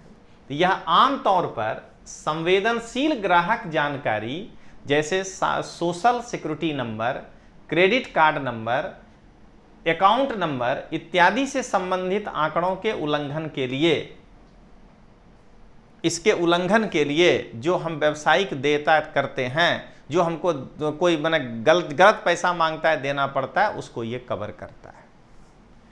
साइबर बीमा डेटा उल्लंघन और अन्य साइबर घटनाओं के परिणाम स्वरूप होने वाले वित्तीय घाटे को कम करता है। पहला वाला आ गया। अधिकांश साइबर पॉलिसी फर्स्ट एवं थर्ड पार्टी कवरेज होता है, यानी फर्स्ट पार्टी कवरेज भी मिलेगा और थर्ड पार्टी कवरेज भी मिलेगा, आप कैसा लेना चाहते हैं। फर्स्ट पार्टी कवरेज में क्या क्या होगा? तो इलेक्ट्रॉनिक डेटा को नुकसान या क्षति, ये फर्स्ट पार्टी कवरेज, कि डेटा के बीच में क्षतिग्रस्त, नष्ट या चोरी हुए इलेक्ट्रॉनिक डेटा या प्रोग्राम को बदलने या पुनर्स्थापित करने के लिए लागत को कवर करना। आ गया तीसरा स्टेटमेंट कि अगर किसी कारण से आपका इलेक्ट्रॉनिक डेटा क्षतिग्रस्त हो गया है तो उसको फिर से, या तो उससे जो हानि हुआ या उसको फिर से वापस करने में जो लागत आएगा वो, या हानि या हैकर हमला, वायरस या हमले के बाद सेवा देने से इनकार करने पर भी होगा। अगर कोई हैकर हमला करता है तब भी आपको ये मिलेगा, आपके कंप्यूटर में कोई डेटा लॉस हो जाता है तो भी जो है ये लागू होगा। अब आइए, डेटा को संरक्षित या पुनर्निर्माण में मदद करने के लिए विशेषज्ञों या सलाहकारों को काम पर रखने की लागत, जो आप विशेषज्ञ रखिएगा उसका लागत देगा। आ रहा है सारा आंसर। आइए दूसरा, इसमें फर्स्ट पार्टी कवरेज में आय में कमी और अतिरिक्त व्यय, कंप्यूटर सिस्टम के जोखिम के कारण विफल होने से बचाने के लिए। अब आपका कंप्यूटर जो है किसी जोखिम में पड़ गया, उससे बचाने के लिए जो आप एडिशनल खर्च करेंगे और जितना देर तक कंप्यूटर बाधित रहा उससे जो आपके इनकम में कमी आई, उसको भी ये कवर करता है।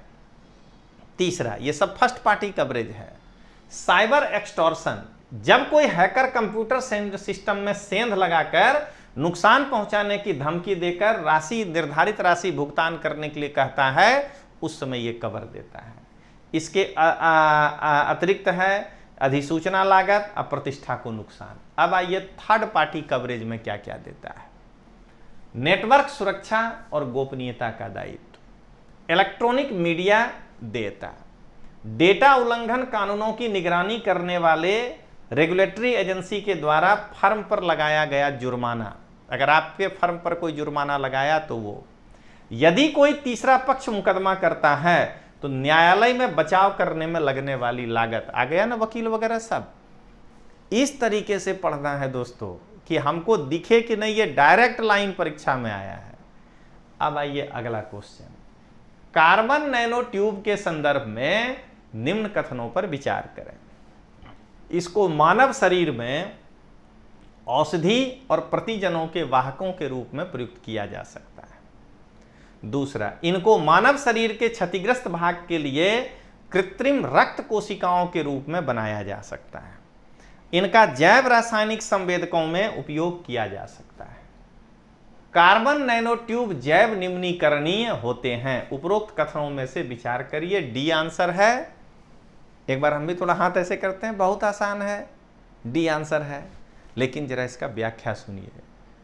तो साइंस एंड टेक में हम कमेंट नहीं करेंगे ज़्यादा, क्योंकि देखिए इसका ऑथराइज्ड बुक्स नहीं है, और जो है बिल्कुल है, एक ऊर्जा प्रकाशन विभाग में जाके खरीद लीजिए, एक बायोटेक्नोलॉजी पे किताब अलग से है, तो वो बहुत ज़्यादा आपका एग्जॉस्टिव हो जाएगा, और प्लस उसके बावजूद करेक्ट तो पढ़ना ही पड़ेगा। इसीलिए इसमें जो भी टीचर अपने हिसाब से दे रहा है वो बेचारा बेस्ट ही दे रहा है। इतिहास में भी और पॉलिटी में भी हम टीचर का शिकायत नहीं किए हैं। टीचर अपने हिसाब से बिल्कुल सही पढ़ा रहा है, वो टीचर जो किताब लेके मार्केट में आया है, ये भाई तुम्हारा काम नहीं है। ये ऑथेंटिक लेखक को लिखने दो, कल को तुम इतिहासकार बनने लगो तो चलो फावड़ा लेकर के लोथल खोदो, अब देख करके बताओ उसके बाद। तो टीचर का काम है, राइटर कोई और होता है। सिनेमा को ही देख लीजिए ना, हम लोग एक्टर हुए ना, राइटर कोई और होगा, डायरेक्टर कोई और होगा, प्रोड्यूसर कोई और होगा, यहां सब काम अकेले करना है। कुल मिला के सिनेमा बन गया खिचड़ी। इसीलिए राइटर कोई और होगा, हम केवल उस ऑथेंटिक राइटर का जो है जावेद अख्तर होगा, हम उसमें एक्टिंग अच्छा करेंगे। यहां हम ही राइटर बन जाएंगे, हम ही एक्टर बन जाएंगे, क्या होगा? इस कारण से डिटोरिएशन हुआ है हिंदी मीडियम में कि कोई भी टीचर हो वो कहीं से काट के किताब लेके, ऐसे मुखर्जी नगर में देखिए, ऐसे कांख में दाबे हुए लेग घूम रहा है कि हम कुछ निकाले हैं। अरे क्या निकाले हो? काटिए कि न लाए हो जी? कोई क्या तुम रिसर्च किए हो? रिसर्च करते तो पीएचडी नहीं कर लेते उस विषय में। तो ये प्रॉब्लम है। तो आपको, इसलिए हम साइंस एज ए टीचर सब अच्छा कर रहा है। जो टीचर, चाहे मैं भी हूं उसमें शामिल, अपनी सीमाओं को लांघ करके बुक राइटर का काम कर रहा है बिना उस अनुभव के, वो गलत है। तो चलिए अब आगे देखें इसमें तक ये है क्या व्याख्या। कार्बन का बना यह ट्यूब, जिन्हें आमतौर पर नैनोमीटर में मापा जाता है, कार्बन नैनोमीटर कहलाता है। 1993 में एजिमा और इचिहारी और बेथुन एट अल के द्वारा इसको जो है खोजा गया था। कार्बन नैनो ट्यूब के मुख्य उपयोग क्या है? ऐसा नहीं कि उसमें जो लिखा है वही बता देंगे, और बताने जा रहे हैं। इसकी नैनो संरचना के कारण, इसकी संरचना नैनो है, इसीलिए उसके अंदर दवा का एक मॉलिक्यूल डालकर हम इसको शरीर के अंदर वांछित स्थान तक भेज सकते हैं। तो जो दवा हम शरीर के अंदरूनी भाग तक नहीं भेज पाएंगे, वो कार्बन नैनो ट्यूब के माध्यम से हम उसको वहां पर भेज सकते हैं। नैनोफिब्रोस टेक्नोलॉजी का उपयोग करके इसको मानव शरीर के क्षतिग्रस्त भाग के लिए कृत्रिम रक्त कोशिकाओं के रूप में उपयोग किया जा सकता है। आर्टिफिशियल ब्लड कैपिलरी हम बना करके, क्योंकि ये क्या है, नैनोफिब्रोस टेक्नोलॉजी का उपयोग करके, और हम इसको आर्टिफिशियल जो है क्या कहते हैं, ब्लड कैपिलरी का यूज कर सकते हैं। उसको अतिरिक्त ब्लड दे सकते हैं अगर हमारा वो ब्लड का जो है अगर नस वगैरह जो है जम गया। इसका उपयोग हम बायोकेमिकल सेंसर के लिए कर सकते हैं, जैव रासायनिक संवेदक। ऑक्सीडेटिव एंजाइम के द्वारा इसका डिग्रेडेशन किया जा सकता है, इसीलिए तीसरा स्टेटमेंट सही हुआ कि यह बायोडिग्रेडेबल है, लेकिन उसके लिए ऑक्सीडेटिव एंजाइम का हमको प्रयोग करना पड़ेगा, यह जानना है। आगे के सवाल में अगर यही आ जाए, प्रदूषित पानी को साफ करने में इसका उपयोग है, सौर ऊर्जा के भंडारण में हम इसका उपयोग कर सकते हैं, अधिक प्रभावी विद्युत संचारण लाइनों में हम इसका उपयोग कर सकते हैं, और मॉलिक्यूलर सिरिंज में हम इसका उपयोग कर सकते हैं। यह है कार्बन नैनो टेक्निक का उपयोग। अब निम्नलिखित गतिविधियों पर विचार कीजिए। पहला, खेत में फसल पर पीड़कनाशी छिड़कना। सेकंड, सक्रिय ज्वालामुखियों के मुखों का निरीक्षण करना।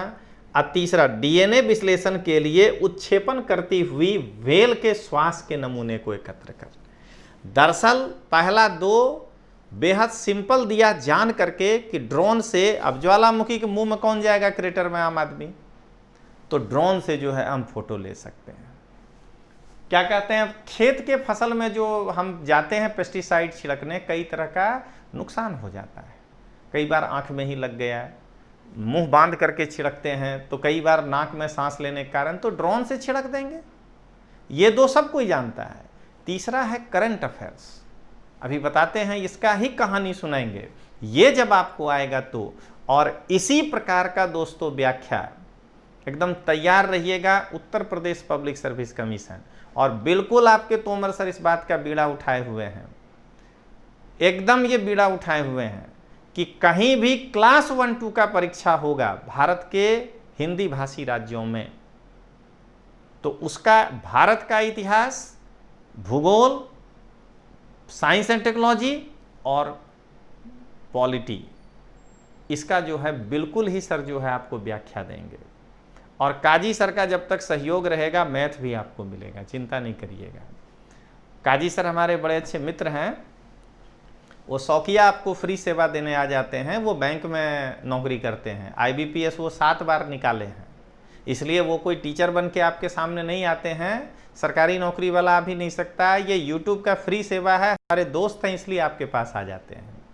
तो याद रखिएगा, बहुत जल्द अब हमारा सीरीज UPPCS का ऐसे ही व्याख्या वाला आ रहा है।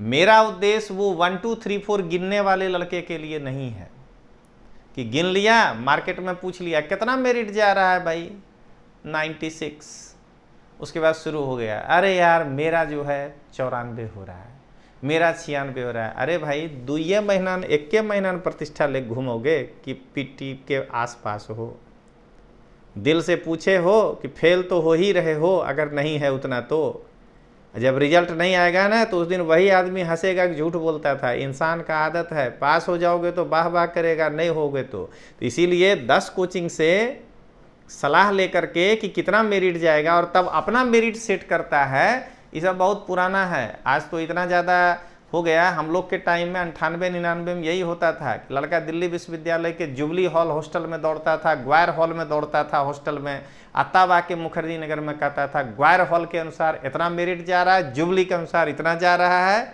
ठीक है ना, मानसरोवर के अनुसार इतना जा रहा है, अपना जोड़ के उसी के आसपास कहता था मेरा इतना जा रहा है। ये सब केवल मन का भुलावा है दोस्तों। मात्र 1.5 महीना, अगर आप नहीं हैं तो अगले परीक्षा का सीरियसली तैयारी करिए। तो मेरा उद्देश्य है कि क्वेश्चन में कहां आपसे मिस्टेक हुआ है, हम ज्ञानी आदमी नहीं हैं, आगे क्या पढ़िए, कहां आपने गलती किया था, किस चीज को आप छोड़े थे जिस कारण से ऐसा हुआ, इसके लिए व्याख्या लेके आए हैं दोस्तों। तो असली है इसमें 3 और तीसरा भी सही है, इसीलिए तकनीक के वर्तमान स्तर पर उपयुक्त गतिविधियों में से किसे ड्रोन के प्रयोग से सफलतापूर्वक किया जा सकता है। आंसर है D 1 2 3। लेकिन पहला दोनों का परंपरा के अनुसार व्याख्या करेंगे एक एक लाइन, तीसरा करेंगे बेहतरीन व्याख्या। और बार बार कह रहे हैं दोस्तों कि आप जिस भी मेरे चैनल को देख रहे हैं, तीनों ही चैनल मेरे लिए एक बराबर है।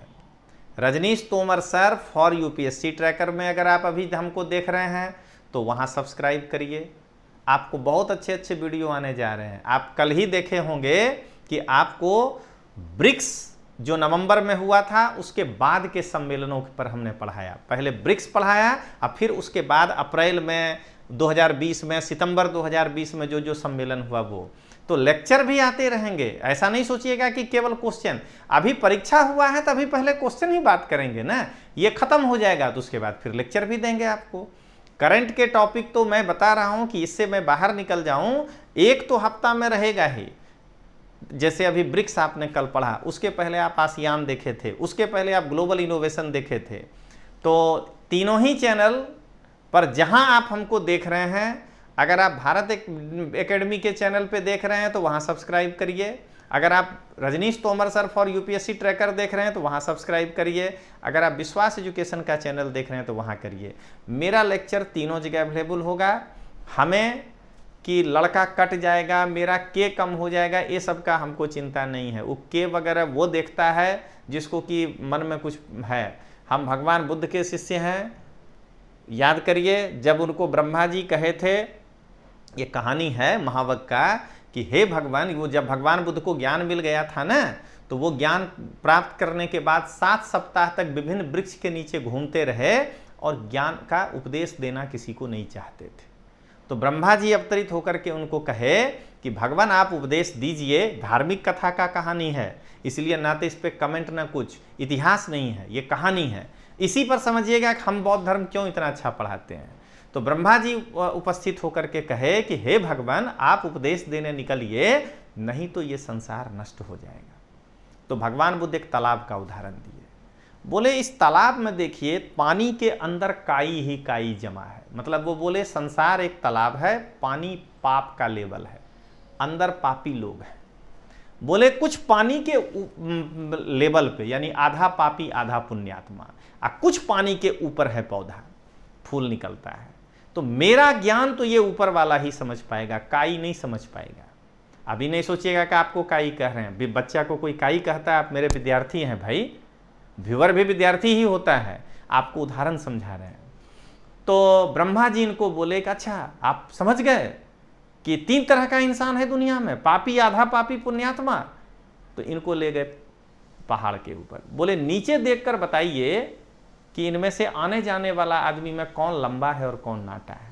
तो भगवान बुद्ध बोले इतनी ऊंचाई से कैसे कोई बताएगा कि कौन लंबा है और कौन नाटा है। तो ब्रह्मा जी बोले कि जिस प्रकार ऊंचाई से नहीं बताया जा सकता है कि कौन लंबा और नाटा है, तो वैसे ही जो ज्ञान के ऊंचाई पे है वो कैसे कह सकता है कि ये पापी है, ये पुण्यात्मा है। आप तो बस उपदेश दीजिए और के मत देखिए, उपदेश दीजिए, जो सुनेगा, जो आपको फॉलो करेगा उसका भला होगा, जो नहीं करेगा उसका नहीं होगा।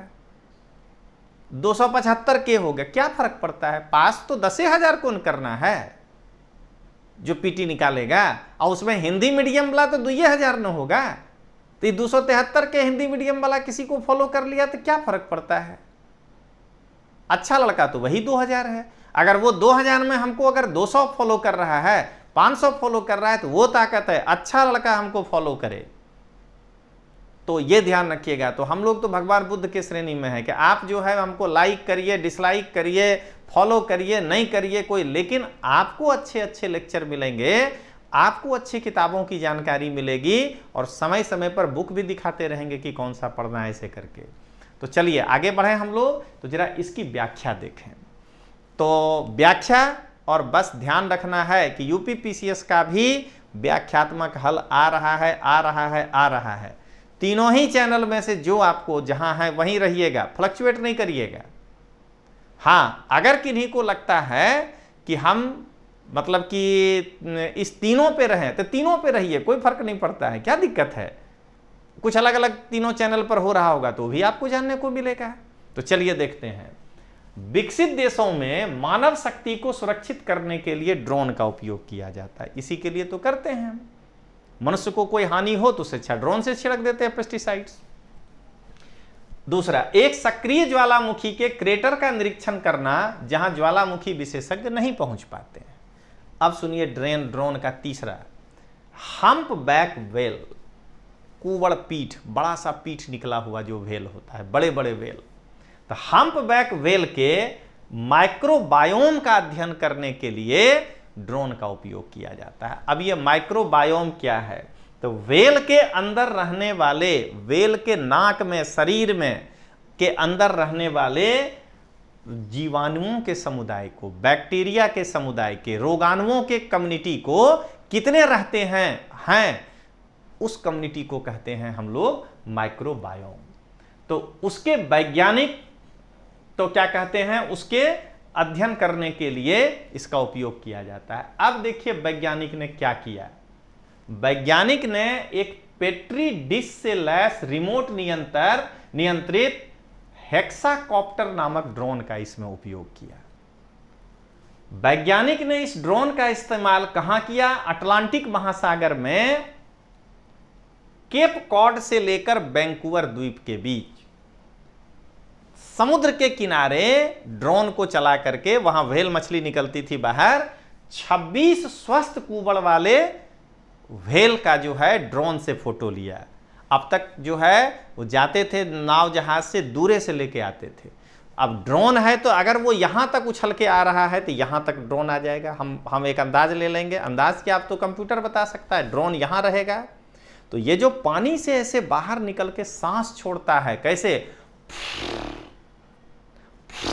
ऐसे देखिएगा, जो सांस छोड़ता है, तो सांस जो छोड़ता है तो उसके अंदर से जो निकलता है बाहर, उसको ड्रोन से जो है शक किया, और उसको ला करके यहां अध्ययन करेंगे तो पता चल जाएगा कि उसके शरीर में कितने बैक्टीरिया और रोगाणु हैं। तो 26 स्वस्थ कुबड़ वाले व्हेल के सांस में ये लोग पता लगाया 25 प्रजाति का जो है इसमें बैक्टीरिया है। अब वो 25 प्रजाति में से 20 तो इसके पहले ही मालूम था कि समुद्र में जितने भी मैमल्स होते हैं उनमें वो 20 तो होता ही है। और हवाई द्वीप में, अब अगला सुनिएगा, आजकल इसका भी प्रयोग हो रहा है। हवाई द्वीप में ज्योग्राफी में आ जाना है। इसीलिए कहते हैं कि आप जो स्पेशलिस्ट खोज रहे हैं ना, वो नहीं चलता है। यहां पढ़ रहे हैं आप, ज्योग्राफी में जाना है। ज्योग्राफी में ये जाना है कि समुद्र के किनारे जब समुद्र इरोजन करता है, अपरदन करता है, तो मुलायम और कठोर चट्टानों के होने के कारण मुलायम चट्टानों को काट देता है और इससे गुफा का निर्माण होता है, जिसको समुद्री गुफा कहते हैं। ये पढ़े हैं। जब किसी जगह पर दोनों ओर से गुफा का निर्माण होने लगता है और वो गुफा आपस में मिल जाता है, तो उसको हम कहते हैं स्टैक, मेहराब।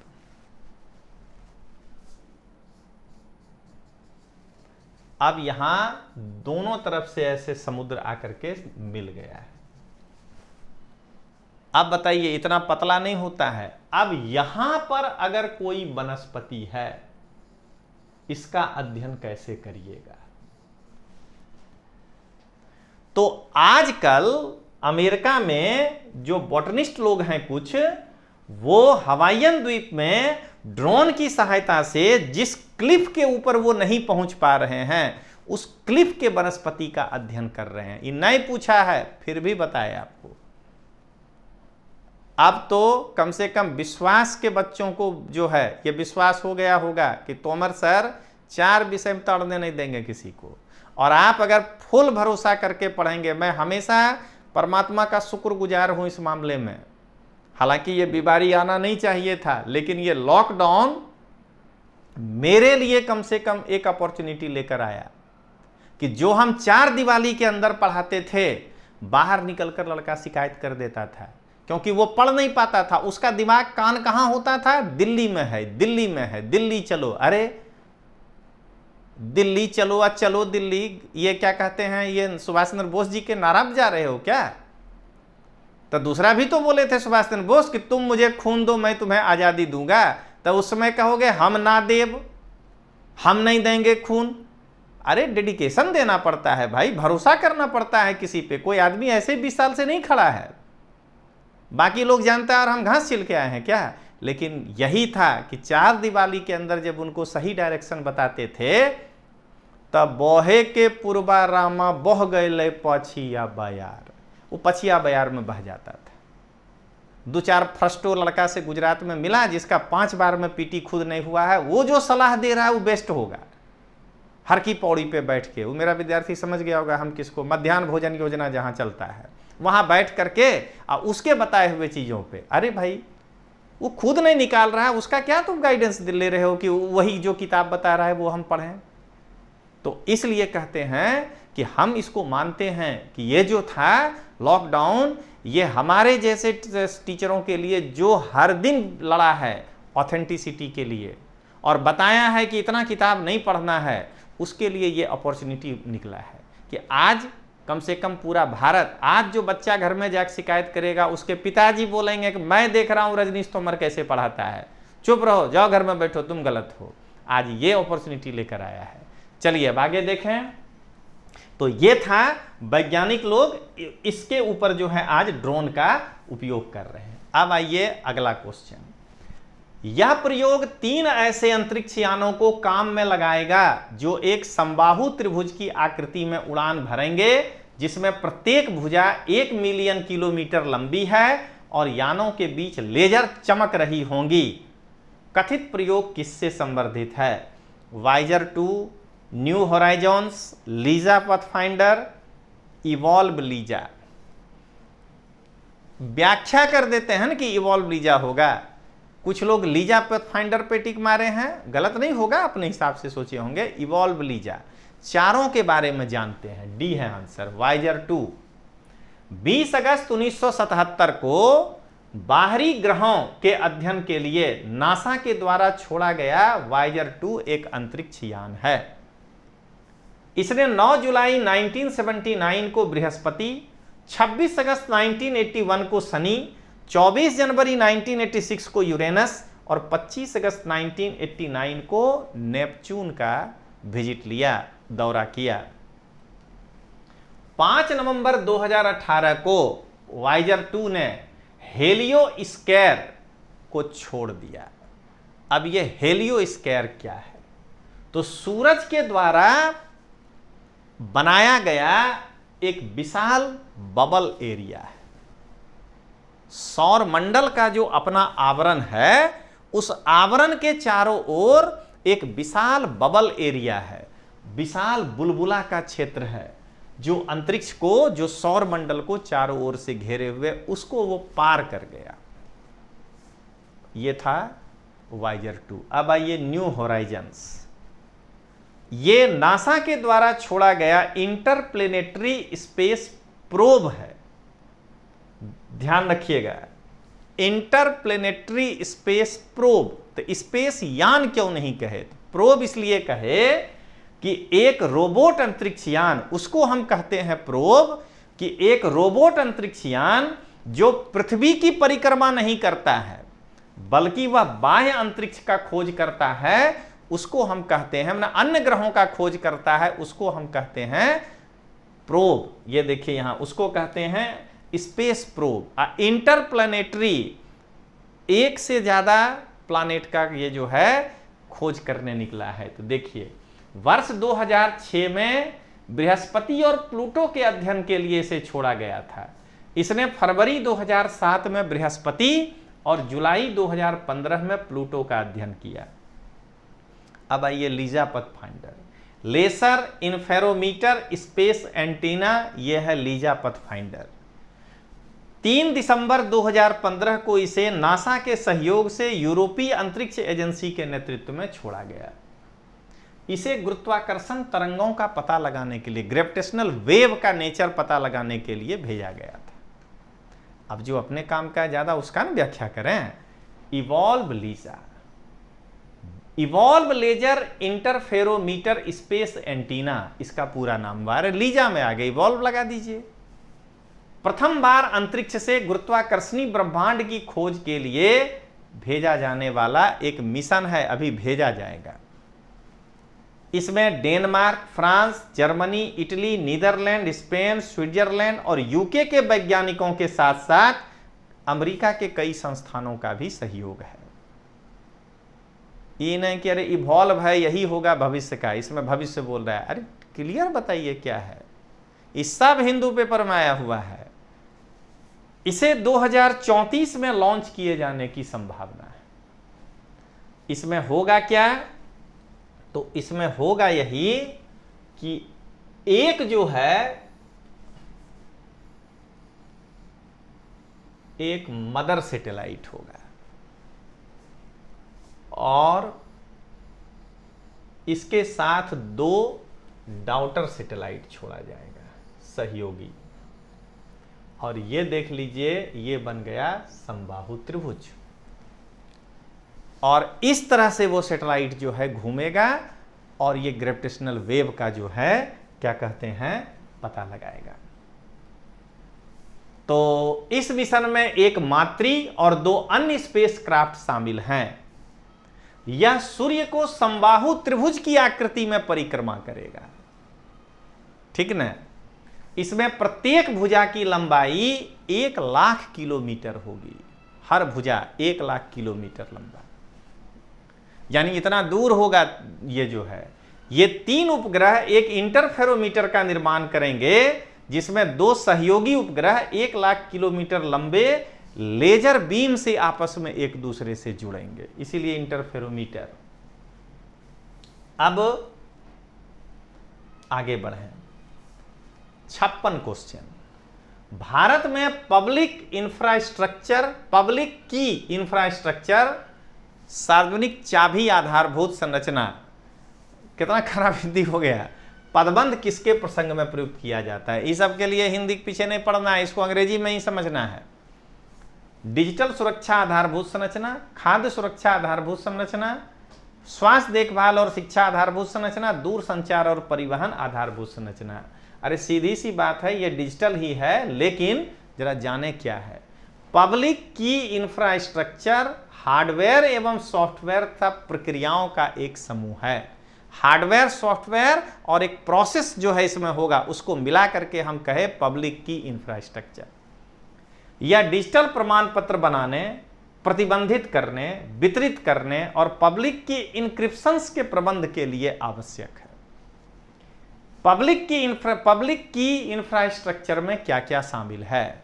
तो पहला है सर्टिफिकेट अथॉरिटी। एक जो है ये डिजिटल सर्टिफिकेट को स्टोर करके रखेगा, इशू करेगा और साइन करेगा। दूसरा है रजिस्टर्ड अथॉरिटी। अपने डिजिटल प्रमाण पत्र को सर्टिफिकेट अथॉरिटी में ऊपर में कि आप इसको स्टोर करिए, इसके लिए आप जो है इनसे अनुरोध करेंगे और ये आपके पहचान की पुष्टि करेगा। ये दूसरा हो गया। सेंट्रल डायरेक्टरी, एक ऐसा सुरक्षित स्थान जहां यह संग्रहित होगा, वहां से बिना आपके बाहर नहीं निकलेगा। और सर्टिफिकेट मैनेजमेंट सिस्टम, संग्रहित प्रमाण पत्र तक पहुंच या जारी किए जाने वाले प्रमाण पत्र की डिलीवरी चीजों का प्रबंधन, कैसे मैनेजमेंट होगा। जो जगह पे है उसको वहां भेजा जाए, वहां से लाया जाए, ये है पब्लिक की इंफ्रास्ट्रक्चर। अब आइए, निम्न में से कौन से कारण या कारक बेंजीन प्रदूषण उत्पन्न करते हैं? ऑटोमोबाइल द्वारा निष्कासित पदार्थ, तंबाकू का धुआं, लकड़ी का जलना, रोगन किए गए लकड़ी के फर्नीचर का उपयोग और पॉलीयूरीथेन से निर्मित उत्पादों का उपयोग। जरा सोच कर देखिएगा, खास करके अपने गुजरात के विद्यार्थी मर पछड़ के, मान लीजिए परेशान होके, अकेले मेहनत करके, लेकिन अगर गुजरात को आईएएस का सॉल्यूशन से गुजरात का कोचिंग स्वदेशी, रजनीश तोमर अहमदाबाद में मकान खरीद के रहता है, ठीक ना, अपने बच्चों को यहीं रखा, अपने परिवार को यहीं रखता है, यहीं पढ़ाया, यहीं बस गया, अब 17 साल उसको हो गया, तो अब तो स्वदेशी न है वो। तो एक स्वदेशी कोचिंग गुजरात के लिए, गृह राज्य का कोचिंग, जरा बताइए गुजरात के कौन से गृह राज्य का कोचिंग है जो कि आपको सॉल्यूशन लेके आए? एक आध विषय कोई कभी लाया होगा, वो भी बोल दिया ये होगा ये होगा। आज जो यहाँ मठाधीश कोचिंग बनता है कि नहीं, सब हमरे यहाँ से पास करता है, सॉल्यूशन तो देना चाहिए था ना। कुछ तो बिना चलाए फोटो छापता है, आईएएस का क्लास भी नहीं चला रहा है, लेकिन आईएएस उसी के यहाँ से निकलता है। एक आध दो कौवा भी आया है बाहर से, पुर्तगाली और ये लोग भी, जो यहाँ पे जो है अपना शुरू करना कर रहा है और हाथ पैर मार रहा है। किसने दिया? पिछली बार तो सेंटर पर, क्योंकि इसमें तो ऑथेंटिकेशन हो जाएगा ना, लड़का कमेंट करने लगेगा कि आपका आंसर गलत है, तो पिछला बार तो टिक मार के जेरोक्स फेंक देना था सेंटर पे, तो फेंक के भाग गए। अबरी आए कि नहीं हम तैयार होकर आते हैं सॉल्यूशन देने के लिए। अगर गुजरात का कोई कोचिंग दिल्ली को चुनौती दिया तो वो विश्वास एजुकेशन ही था। चुनौती का मतलब ये कि वो भी सॉल्यूशन दे रहे हैं, तो गुजरात के अहमदाबाद के सेंटर को क्षेत्रीय मत समझना। ये है अहमदाबाद का सेंटर कोचिंग क्लास, लेकिन इसका थिंक है ग्लोबल। इसीलिए बताते हैं, हम गुजरात के बच्चों से टॉक कर रहे हैं कि जो आप आईएएस के तैयारी के लिए भागे जा रहे हैं इधर उधर क्लासेस, गुजरात में खास करके कौन है? सारे के सारे लोग तलाटी, कांस्टेबल, उसका सीरीज पर सीरीज चला रहे हैं। है कोई जो आपको कहे कि हम जीपीएससी पर कोई चर्चा करते हैं या हम आईएएस पे चर्चा करते हैं? बहुत लोग अपनी बात किया कि हम सबसे जानकार हैं, कई लोग तो कहा कि हम सिलेक्टेड हैं, हम आएंगे पढ़ाने के लिए। तो भाई आईएएस वाला सॉल्यूशन तो देते। वो नोट्स फेंक देना सेंटर पे, वो एक लड़का जान रहा है, वो कहाँ लिखेगा आपके बारे में? आज यही है आत्मनिर्भर भारत, कि आज मैं अपने राज्य के लड़के को, गुजरात के लड़के को नहीं, ये राज्य मेरा है क्योंकि इस राज्य ने मुझे अपनाया है। आज मैं अपने राज्य के लड़कों के लिए एक लीडर के रूप में खड़ा हो गया कि नहीं, मेरे राज्य में एजुकेशन की स्थिति खराब नहीं है जी। ये मत सोचना कि सब कुछ दिल्ली में होता है। अब बाकी सारे लोग आपको साल भर बरगलाते रहे कि मैं आईएएस का क्लास चलाता हूं, मैं चलाता हूं, सॉल्यूशन कहां गया जी? और देखिएगा इसी तरह आने दीजिए मेंस का पेपर इस बार। अगर हम नहीं आते हैं सॉल्यूशन लेकर के मेंस का, आईएएस का, तो कहिएगा कि किस तरह से आंसर लिखना है। पहले तो बहुत लोग बोल सकता है और अकेला दम पर आऊंगा, ये ध्यान रखिएगा। हम हमेशा बोलते हैं कि हम शोले का गब्बर सिंह हैं, हमको कोई जय वीरू का जरूरत नहीं है। तो चलिए दोस्तों आगे देखते हैं। और इसीलिए गुजरात के लड़कों के लिए खास कर ये मैसेज है कि जब जीपीएससी का सिलेबस आईएएस जैसा हो गया जो सब समझा रहा है, और तुम आईएएस का एक सॉल्यूशन नहीं दे पाए, तो तुम जीपीएससी कैसे पढ़ा रहे हो भाई? माने पढ़ा क्लास 3 रहे हो, फीस जीपीएससी वसूल रहे हो? ये जरा सोच के देखिएगा। और इसीलिए उनका फीस भी कम होता है, क्योंकि उनको पढ़ाना वही है, कालो डूंगर क्यांच, बेला बदर क्यांच, सबके पीछे क्यांच। चलिए अब आगे देखते हैं।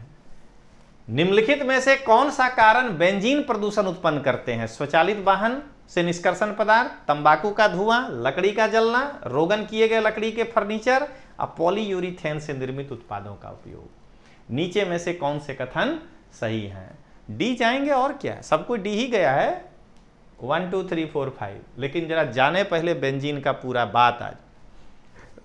हाँ, जीपीएससी के साइंस टेक में इतना नहीं आता है, क्योंकि वो लिख दिया, रिस्ट्रिक्टेड है, कई चीज उसमें नहीं पढ़ना है। बेंजीन एक कार्बनिक रसायन है जो कमरे के तापमान पर एक रंगहीन और हल्का पीला तरल होता है। यह हवा में बहुत जल्द वाष्पित हो जाता है और पानी के ऊपर तैरता है। यह कहां से निकलता है? तो प्राकृतिक स्रोत में ये 2 जगह से, एक ज्वालामुखी का जब क्या कहते हैं फटता है तब, और नहीं तो जंगल में अगर आग लगता है, यानी लकड़ी से भी निकलता है, जंगल के आग में। अब आइए और कहां कहां, तो कच्चे तेल, गैसोलीन और सिगरेट के धुएं का यह हिस्सा है।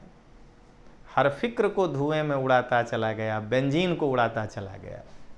एकदम ऑन कैमरा बोल रहे हैं कि आपके तोमर सर को कभी अट्रैक्ट नहीं किया ये सब चीज ना। ये नहीं कि वो खराब है या अच्छा है, हमारे काम का नहीं है। ना सुखा वेदना ना दुखा वेदना, भगवान बुद्ध कहें उपेक्षा वेदना। तो चलिए आगे देखते हैं। प्लास्टिक, रेजिन, नायलॉन और सिंथेटिक फाइबर बनाने के लिए उपयोग में किए जाने वाले अन्य रसायनों को बनाने में बेंजीन का उपयोग होता है। इसका उपयोग कुछ स्नेहक, लुब्रिकेंट, शुद्ध हिंदी है लुब्रिकेंट, रंजक, डिटर्जेंट, ड्रग्स और कीटनाशक बनाने में भी किया जाता है। मोटर निकास और औद्योगिक उत्सर्जन से भी बेंजीन का उत्सर्जन होता है। बेंजीन एक्सपोजर का एक प्रमुख स्रोत है तंबाकू का धुआं, और इसका मानव स्वास्थ्य पर क्या, तभी तो यूपीएससी के इसमें एक टॉपिक है मानव स्वास्थ्य। आधा से ज्यादा क्वेश्चन मानव स्वास्थ्य से पूछा आपको। कोल एश क्या था? वही तो था। तो क्या देख रहे हैं, वो स्टील स्लैग क्या था? वही तो था। तो अब जरा सुनिएगा, मतलब वो कब कुछ अच्छा होगा कुछ खराब होगा। तो मानव स्वास्थ्य पर प्रभाव, यह अस्थि मज्जा पर हानिकारक प्रभाव डालता है और लाल रक्त कोशिकाओं की कमी के कारण यह एनीमिया का कारण बनता है। यह अत्यधिक रक्तस्राव का भी कारण बन सकता है।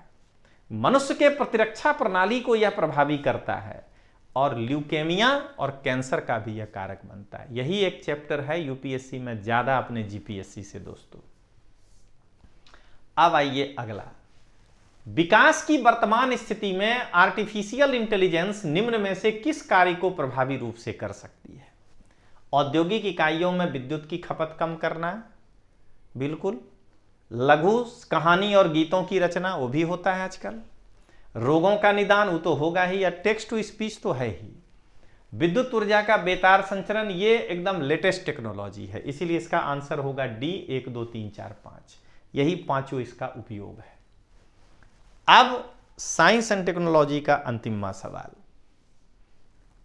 और इसके बाद मैं इस बार एकदम ब्रांडिंग कर रहा हूं, बोल कर रहा हूं कि किसी भी लड़के को अगर ऑफलाइन क्लास में ऐसा लगे, ऐसे तो कोचिंग में सब विषय पढ़िए, सारे टीचर अच्छे हैं, लेकिन अगर ऐसा लगता है कि आप पुराने हैं, आपको 4 ही ये सब्जेक्ट तोमर सर का चाहिए, और ऑफलाइन में तो करंट भी इस बार पढ़ाने जा रहे हैं, देखिएगा धज्जी उड़ा देंगे सबका, तो अरे साइंस टेक पढ़ाते हैं उसका करंट तैयार करते ही थे, ज्योग्राफी पढ़ाते हैं उसका करंट तैयार करते ही थे, पॉलिटी का करंट करते ही थे। तो अब क्या सानिया मिर्जा और वो जो खेल खिलाड़ी और वो करंट में तकलीफ आएगा क्या है?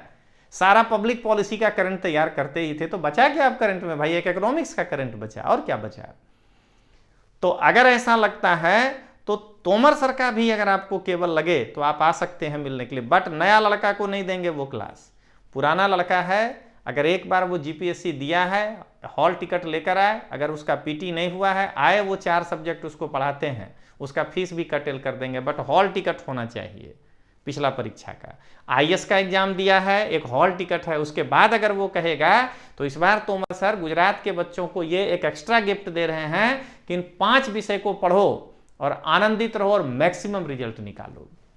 और नए बच्चों के लिए मेरे पास टीम में टीचरों का अभाव नहीं है दोस्तों। आप देख रहे हैं कि अगर हम चाहें तो ये सर को भी कह सकते हैं, लेकिन ये नौकरी में है, ठीक है। और कई सारे टीचर हैं जो जॉब में हैं, वो आपके सामने नहीं आ सकते हैं सामने। और प्लस कोरोना के कारण चूंकि हम टीचर दिल्ली से बुलाते हैं तो आभास सर ही हैं, बोल के ही नाम बताते हैं। दिल्ली यूनिवर्सिटी में डी स्कूल ऑफ इकोनॉमिक्स से किए हैं, इकोनॉमिक्स में पीएचडी, तो अभी वो दिल्ली में है, वो आ नहीं सकते हैं, इसीलिए हम आपको यूट्यूब पर उनको नहीं ला पा रहे हैं। तो एक ऐसे भी कई कारण हैं, बहुत सारे हैं। गौतम बाघेला सर हैं हमारे साथ, गुजराती ग्रामर में, गुजराती लिटरेचर में पीएचडी किए हैं। तो हम आलतू फालतू नहीं रखते हैं, जिसके पास रियल में डिग्री है उसी को। तो आप टोटल पढ़िए, लेकिन अगर किसी पुराने लड़के को लगता है कि नहीं ये 5 विषय ही तोमर सर से पढ़ना है, तो वो बेहिचक पर्सनल तोमर सर से मिलेगा। ऑफिस में दूसरे से मिलिएगा तो नहीं होगा आपका समाधान। तो चलिए अब आगे देखते हैं। लास्ट सवाल आज का साइंस टेक का है, और गुजरात के लड़के को गर्वान्वित होना है कि एक गुजरात का टीचर कम से कम, एक गुजराती टीचर कम से कम दिल्ली को चुनौती दिखा दिया। अब बाकी लोग तो कहते रह गया कि हमें गुजरात में नंबर 1 है, कहते रह गया कि मेरे यहाँ से ही सब पास होता है।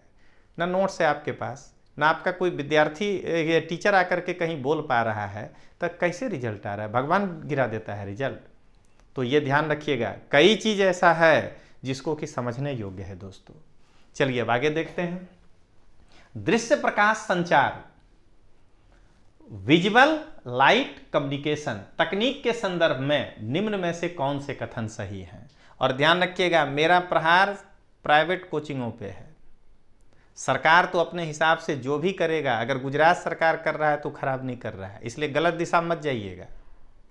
हम प्राइवेट की बात कर रहे हैं कि ना आपके पास टीचर है यूपीएससी के बराबर, ना आपके पास नोट्स है, ना आप जो है सॉल्यूशन लेकर के आप आए, तो रिजल्ट आकाश से गिरता है क्या कि जो आप छापते हैं कि मेरे यहाँ से पास किया है। गवर्नमेंट का अपना एक तरीका होता है चलाने का, उनके पास बहुत तरीके हैं कि हो सकता है कि वो केवल लाइब्रेरी फैसिलिटी दे, हो सकता है कि वो आपको रहने और इसके लिए फैसिलिटी दे, इसीलिए गवर्नमेंट के क्लास को मत लीजिएगा। हम बात कर रहे हैं अपने साथ वालों के लिए कि भाई बढ़िया बढ़िया प्रचार दिया करते थे, आज हमको भी मौका मिला है कि आज आप लाइए सॉल्यूशन इस तरह का। और आप जो कहते हैं कि मेरी मैगजीन अच्छी है, जो लोग निकालते हैं गुजरात में, निकालिए पन्ना और बताइए क्या आपका क्यों लिखे हैं मैगजीन के ऊपर कि यूपीएससी माटे जरूरी है, जब प्रश्न नहीं फंस रहा है। तो इस चीज को समझना है।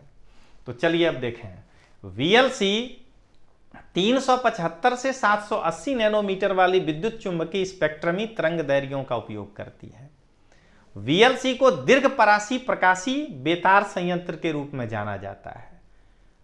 लॉन्ग, ठीक ना, लॉन्ग रेंज को परास कहते हैं। वीएलसी ब्लूटूथ की तुलना में डेटा की विशाल मात्रा को अधिक तेजी से प्रेषित कर सकता है। और वीएलसी में विद्युत चुंबकीय व्यतिकरण नहीं होता, इंटरफेरेंस। कूट का सही उत्तर चुनिए। आंसर है इसका सी, 1 2 4। तीसरा जो है इसमें से क्या कहते हैं, 1 मिनट, निम्न में से सही उत्तर चुनिए। तो इसमें जो है केवल और केवल जो है ये गलत है, दूसरा यही हमसे मिस्टेक किया है चेक करने वाला, दूसरा स्टेटमेंट गलत है। आंसर है सी, हाँ सी ही है। 1 3 और 4 हम यहाँ सी देख रहे थे, सॉरी दोस्त। तो 69 का सी। अब इसका सुन लीजिए व्याख्या। दीर्घ प्रकाश संचार एक वायरलेस विधि है जो दृश्यमान प्रकाश के साथ डेटा के उच्च गति संचरण को सक्षम बनाता है। ये वायरलेस कम्युनिकेशन तो है। दिश प्रकाश संचार एक डेटा कम्युनिकेशन वेरिएंट है जो 400 से 813 हर्ज HZ, और अगर उसको NM में लें तो 375 से 780 NM विद्युत चुंबकीय स्पेक्ट्रमी तरंग दैर्ध्य का उपयोग करता है। पहला सही। ये लॉन्ग रेंज नहीं है, ये शॉर्ट रेंज बेतार संचार है, वायरलेस कम्युनिकेशन के रूप में जाना जाता है। इसकी तेज गति और बड़ी बैंडविड्थ इसे ब्लूटूथ की तुलना में डेटा की विशाल मात्रा को तीव्र से गति से भेज देता है, और इसमें विद्युत चुंबकीय इंटरफेरेंस नहीं होता है। तो दोस्तों, इस प्रकार से हमारा आज का साइंस एंड टेक का भी पूरा, अब एक ही बचा भूगोल, लेकिन चिंता मत करिएगा, हो सकता है कि भूगोल को रोक कर पहले यूपीपीसीएस का दे दें। अरे हम, अब तो आपको यकीन हो गया कि 3 बता दिया तो चौथे ना एक बचा पढ़ाने वाला, वो भी देख लीजिएगा। वो भूगोल का तो सवाल बहुत आसान है इन सबों के तुलना में। तो दोस्तों वो भी आएगा, लेकिन हो सकता है कि मेरा दिमाग फिर जाए, हम कहें नहीं पहले अब जरा यूपीपीसीएस हो जाए, तो वो देख लीजिएगा आप।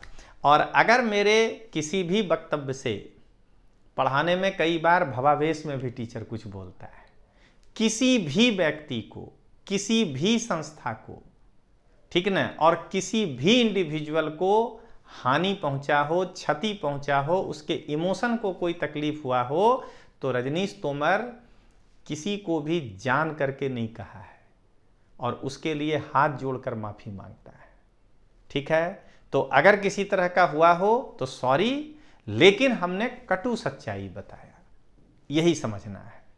और उनकी संवेदनाओं का मैं पूरा ख्याल रख रहा हूं, इसके लिए हमने सॉरी कहा। लेकिन यह कटु सत्य है कि आईएएस का तैयारी गुजरात में लिखने के पहले एक बार सोचिए कि आप जिस परीक्षा का तैयारी करा रहे हैं, ये लिखते हैं अपने बोर्ड पर, तो उसका सॉल्यूशन तो देना पड़ेगा आपको, उसके लिए खड़ा तो होना पड़ेगा। तो इन चीज़ों को ध्यान में रखना है। तो चलिए दोस्तों, मिलते हैं। और अपने बच्चों से सॉरी नहीं, उसको तो हम रास्ता दिखा रहे हैं कि क्या गलत है क्या सही है, ठीक है। और अपने बच्चों को रास्ता दिखाने के क्रम में अगर भावुकता में कुछ कहा गया हो, तो मैं फिर से कह रहा हूं कि हर इंडिविजुअल्स को मैं सॉरी, माफ़ी मांगता हूं, लेकिन मैं अपने बच्चों के भविष्य के लिए ये कहता रहूँगा। तो चलिए दोस्तों, मिलते हैं अगले क्लास में। जय हिंद, जय भारत।